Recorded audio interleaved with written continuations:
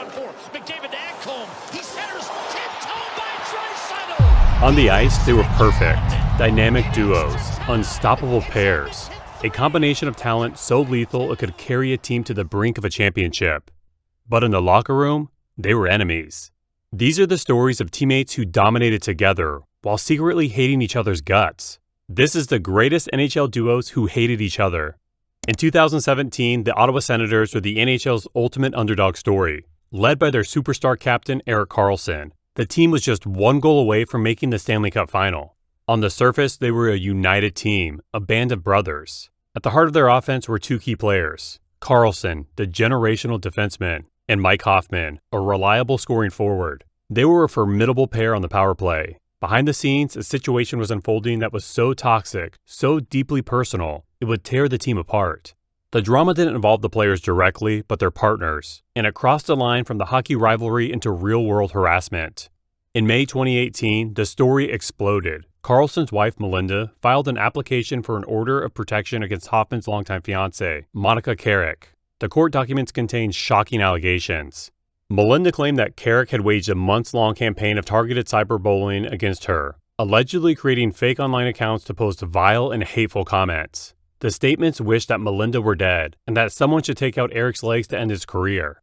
Most horrifically, the harassment allegedly continued after the Karlssons suffered a personal tragedy, the stillbirth of their first son Axel. The court documents allege that Carrick mocked the death of their child online. The denial from Hoffman and his fiancée was swift and absolute. Hoffman told the media there was a 150% chance that my fiancée Monica and I are not involved. But the damage was already done. The wives of several other Senators players publicly came out in support of Melinda, creating an undeniable rift that isolated Hoffman and Carrick within the team structure. It was no longer just a private dispute, it was a public litmus test of loyalty. With a broken locker room and a public relations nightmare, the Senators' management was left with no other choice. Ottawa's general manager, Pierre Dorion, was forced to act, citing a need to improve chemistry, leadership, and character. He traded Hoffman just weeks after the news broke. Hoffman was dealt to San Jose and then immediately flipped to Florida, a clear sign of how toxic the situation had become. Karlsson himself was traded a few months later. The dream season of 2017 was a distant memory, destroyed from within. The feud didn't end there. When the two eventually faced off as opponents, Hoffman reportedly tried to egg Karlsson into a fight. After the game, Hoffman took a final shot, telling reporters, "He actually played tonight and I asked if he wanted to go and obviously he did not." It was the ugly on-ice postscript to one of the darkest and most personal teammate feuds in league history. This wasn't a feud about personal tragedy. It was a classic clash of hockey culture, a battle between a young, flashy, and controversial star, and a veteran leader who demanded old-school accountability. Evander Kane was a mercurial talent for the Winnipeg Jets, a player with immense skill who carried a reputation for being a challenging presence in the locker room. Dustin Byfuglien was the opposite. He was a massive, intimidating defenseman and a respected veteran leader who played with a team-first mentality. For 5 seasons, they shared a locker room, first in Atlanta and then in Winnipeg. And while things seemed calm on the surface, tension was brewing. But Byfuglien's frustration wasn't born from a single incident. Throughout his career, Kane had earned a league-wide reputation as a locker room cancer. His time in Winnipeg was marked by rumors of clashes with other teammates, including Blake Wheeler, and questions about his off-ice conduct. He was a player who consistently generated headlines for the wrong reasons. The tracksuit incident wasn't the start of the problem. It was simply the moment a veteran leader who was tired of the distractions decided to take matters into his own hands and enforce the team's culture himself. The breaking point came in February 2015, in what is now famously known as the tracksuit incident. Before a game in Vancouver, Kane showed up to a team meeting in violation of the team's dress code. Byfuglien, who believed in holding everyone to the same standard, had seen enough. He reportedly confronted Kane to make his point. He grabbed Kane's clothes and threw them into the team's cold tub shower. Kane was made a healthy scratch for that night's game. When asked about it, his response was dripping with sarcasm. "I'm the lucky guy," he told reporters. Byfuglien was far more direct. "If the kids don't stick to it," he said, "you've got to discipline them. It is what it is." Just 5 days later, Kane was traded to the Buffalo Sabres. While the tracksuit was the final straw, evidence suggests the animosity was long-standing. A photo from 2014, taken months before the incident, shows Byfuglien giving Kane the middle finger on the bench. One teammate said the photo perfectly summarizes the relationship between the two players. It was a feud born from two completely different approaches to being a professional. One player marched to the beat of his own drum, and the other was the drum major who demanded everyone stay in line. They were never going to survive in the same room. But not all feuds are born from dress codes or online harassment. Sometimes the hate runs deeper, born from political betrayal and the kind of locker room secrets that can shatter a team's foundation. Sometimes the enemy isn't just a teammate. He's supposed to be your brother. During the 1980s, the greatest defensive pairing in the world didn't play in the NHL. They played for the Soviet Union. Vyacheslav Slava Fetisov and Alexei Kasatonov were a force of nature for CSKA, Moscow, and the Soviet national team. Two players who moved with a kind of on-ice telepathy. They were a perfect hockey duo. Off the ice, they were even closer. In the documentary Red Army, Fetisov describes Kasatonov not just as a friend, but as a younger brother. They were roommates. Fetisov's mother cooked for Alexei. His grandpa was Alexei's grandpa. They were family. To understand the depth of this betrayal, you have to understand the world they lived in. The CSKA Moscow team, the Red Army, was an extension of the Soviet military. Players were officers, their lives completely controlled by the legendary tyrannical coach, Viktor Tikhonov. Leaving to play in North America was seen as an act of treason. This was the oppressive system that Fetisov chose to fight, risking his career and safety to advocate for the rights of Soviet players. For his defiance, he was punished and even threatened with being sent to Siberia. In this high-stakes battle against a totalitarian regime, Kasatonov's decision to side with the authorities was not just a disagreement. It was abandoning his brother in the most dangerous fight of his life. Instead of supporting his best friend, he sided with the state. Fetisov has maintained for years that Kasatonov informed on him, a deep and personal act of treason that ended their friendship forever. In a shocking twist, after Fetisov finally broke through the Iron Curtain and joined the New Jersey Devils in 1989, Kasatonov followed him a year later. They were reunited as a defensive pair, but their brotherhood was dead. When asked how he felt about his old friend joining him, Fetisov's response was cold. "I don't happy."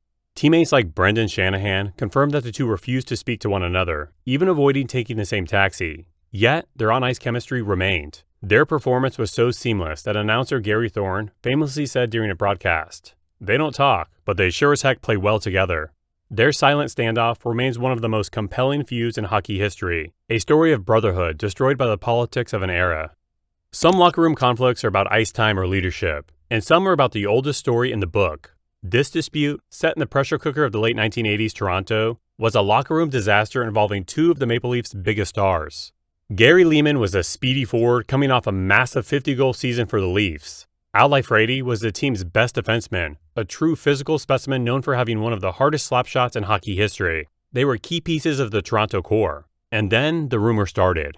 The story that has circulated for decades alleges that Leeman had an affair with Leifredi's wife, Melissa. In the hyper-masculine world of a professional hockey dressing room, this is the ultimate betrayal. The kind of act that creates an untenable situation where someone has to go. What happened next was bizarre. Leifredi, the alleged victim, was the player who ended up requesting a trade. The Leafs obliged, sending their star defenseman to Washington. The logic? Leeman was the 50-goal scorer, and in the eyes of management, that production was too valuable to lose, no matter who was at fault.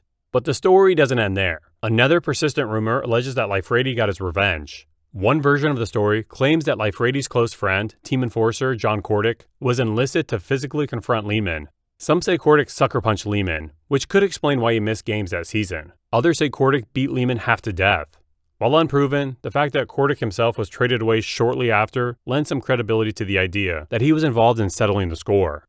It was a messy, personal feud that forced the team to choose between its star forward and its star defenseman. In hindsight, seeing the Leafs side with the player allegedly at fault seems wild, but it's a perfect example of how off-ice drama can lead to disastrous on-ice decisions. Sometimes the hate isn't about a single act of betrayal. It's about personality. A clash between the flashy superstar and the gritty workhorse, where there isn't enough room for two competing styles of leadership. This was a feud born from a fundamental clash of personalities. On one side, you had PK Subban. He was a vocal, flashy, and charismatic superstar who wore his passion on his sleeve, both on and off the ice. On the other side was Brendan Gallagher, a reserved, gritty, straight-laced player who preferred to lead by example, not by interview clip. For 4 seasons, they were teammates on the Montreal Canadiens, and for a while, it worked. But by their final season together, the cracks began to show. The two started getting physical during practices. They were filmed butting heads on multiple occasions, seen wrestling, chirping nonstop, and in one instance, Subban even knocked Gallagher's helmet clean off his head. Teammates had to step in and try to cool things down. The tension became undeniable after Montreal made a blockbuster trade, sending Subban to the Nashville Predators. Now they were direct competitors, and the animosity was on full display. In their first matchup, Gallagher took a run at the Nashville goalie, and Subban immediately came to his new team's defense, wrestling his old teammate to the ice. The scuffle ended with Gallagher giving Subban a classic face wash.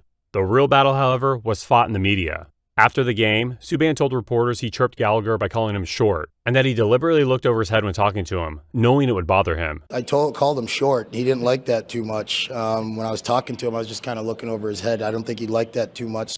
Gallagher's response after a later game perfectly captured the core of their conflict. He said, "I don't know why we're talking about him. That's kind of what he wants. He came in here, tried to make it about PK Subban, which is what he does. I don't know why we're talking about him. That's what he wants. Came in here, tried to make it about PK Subban, which is, what he does." The feud never really died. Even after Subban retired and became an on-air analyst, he continued to throw shade, notably calling out Gallagher for a questionable hit in 2024. At the end of the day, it was simple. Their two styles were like oil and water. They were never going to mix in the same locker room.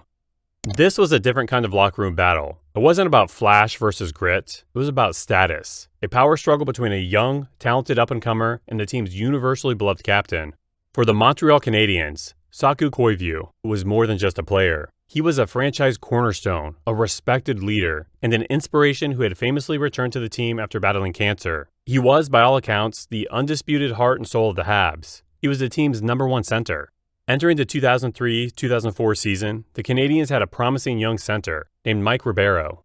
After bouncing between the AHL and the NHL, Ribeiro was finally making a name for himself as a skilled playmaker. But with his on-ice success came a growing ego. Ribeiro had a reputation for a me-first attitude, and he reportedly believed he was talented enough to be the team's top-line center, a role that belonged to Koivu.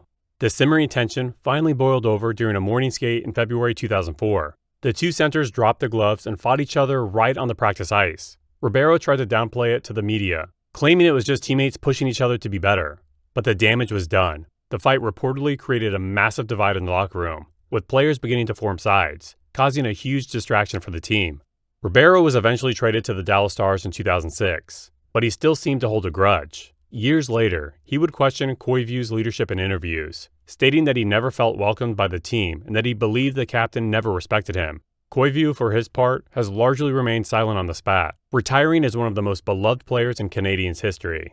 For Montreal, it remains a classic what-if story. What could the team have been if their two talented centers had been able to get along? Instead, it became a cautionary tale about how a clash of egos can fracture a team from the inside out.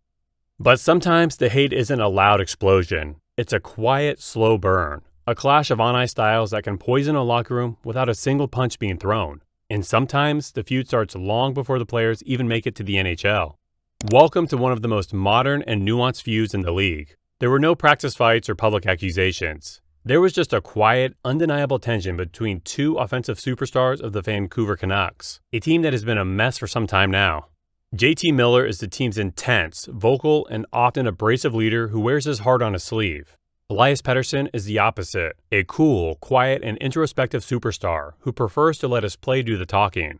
For years, rumors hinted that these opposing styles were creating friction behind closed doors. The tension was so real that management and coaches have openly acknowledged it. Former coach Bruce Boudreau confirmed there were issues, and current coach Rick Tocchet admitted the situation got uncomfortable, and that despite efforts to fix it, it just didn't work out. The most compelling evidence, however, was on the ice. In the 2024-25 season, Miller took a leave of absence from the team. In the 10 games he was gone, Pettersson, who had been struggling, exploded for 15 points, looking like his old self. But when Miller returned to the lineup, Pettersson's production hit a wall, going pointless for 7 straight games. The numbers didn't lie. Something was clearly not working between them. Miller himself has said he feels the feud was blown out of proportion by the media, but doesn't deny the underlying tension, admitting that a fresh start was needed. This duo proves that in the modern NHL, a feud doesn't need a fistfight to be real. Sometimes a clash of personalities is all it takes to create a divide that even elite talent can overcome. Most NHL rivalries are born under the bright lights of a professional arena. This one started in a dorm room. The feud between Ryan Kesler and RJ Umberger is a unique story of two players whose dislike for each other began when they were college teammates and simmered for their entire NHL careers. They were line mates at Ohio State University, but their personalities reportedly clashed from day one. The tension went public after Umberger allegedly spoke negatively about Kesler on a radio show, sparking a back and forth that would follow them for the next decade. When they made it to the NHL, the animosity came with them. They were known to engage in heated trash talk and physical battles whenever their teams faced off. Kessler once made the relationship perfectly clear before a game against Umberger's Columbus Blue Jackets, stating they wouldn't have anything friendly to say to one another before or after the game. There was no faking it. Their beef was so well known around the league that it even factored into trade rumors. When Kessler was on the trading block in Vancouver, analysts openly questioned whether he would accept a move to Columbus, specifically because it would mean sharing the locker room with Umberger. When your personal dislike for a guy is strong enough to potentially veto a multi-million-dollar trade, you know the hate is real. While it never escalated to the level of some of the other feuds on this list, it was a rare and fascinating example of a college rivalry that refused to die. It was a personal grudge that survived college, the NHL draft, and over a decade of professional hockey, proving that some resentments are built to last. So there you have it. On the ice, they were teammates. Behind the scenes, they were rivals. From locker room fights to Cold War betrayals, these duos proved you don't have to like each other to dominate. They shared the same jersey, the same goal, and the same ice, but they couldn't share the same room.